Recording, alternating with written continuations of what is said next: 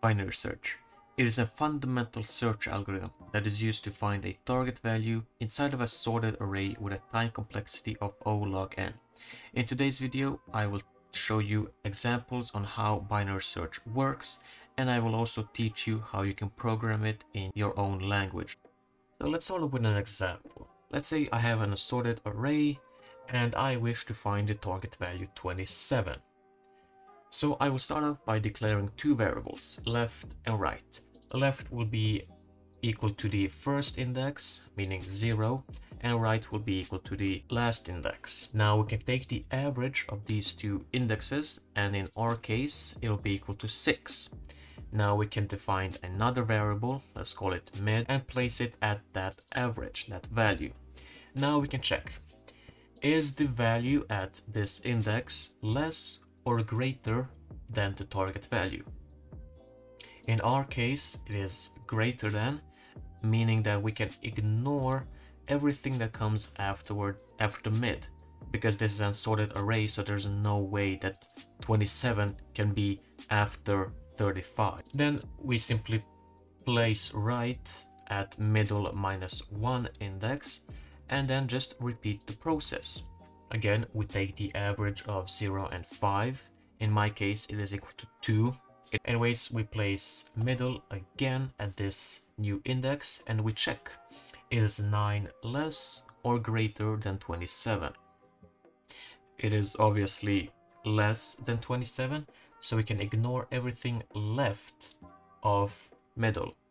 Place left at middle plus 1, and again repeat the process. Take the average of 3 and 5, in our case it is 4, place middle at index 4 and check.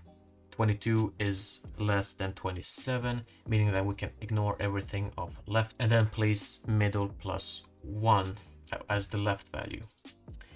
Then we take the average of 5 and 5, this is obviously 5, and we can put middle at 27.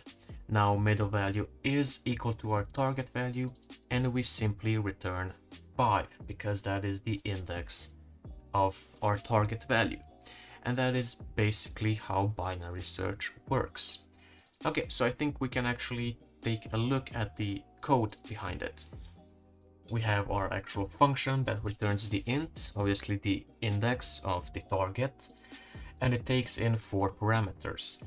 The array, obviously the one we want to search, the target, and also start and end. Now when I think about it, maybe start should be named left and end should be named right, so that it works with the example that I provided. But just think as start as equal to left and end equal to right, and everything will be fine. First we have to check if start is greater than end, meaning that we have reached the end of the array and we haven't been able to find the actual target. Then we can just return -1. If we haven't reached the end of the array yet, we can calculate the middle index by obviously taking the average.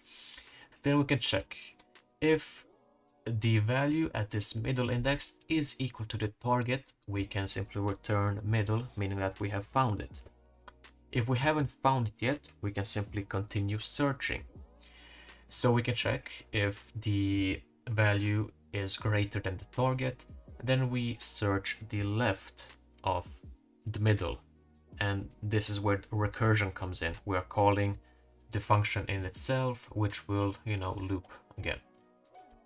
And the end or the right would be middle -1.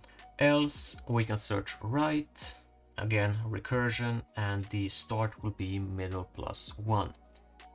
And that's it. That's actually all you have to do to implement the binary function. Now in wherever you want to call binary search, simply array as a parameter and the target, and place start as 0 and end as the last index. And that's pretty much all of it. And make sure that it's a sorted array. Okay, that's the most important part. That was all I had for today's video. I hope you actually enjoyed this little fast tutorial that I created.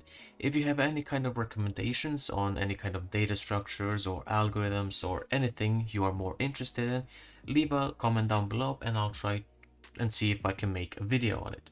Thank you so much for sticking by. Don't forget to subscribe, like, share, and all those wonderful things. Thank you and bye.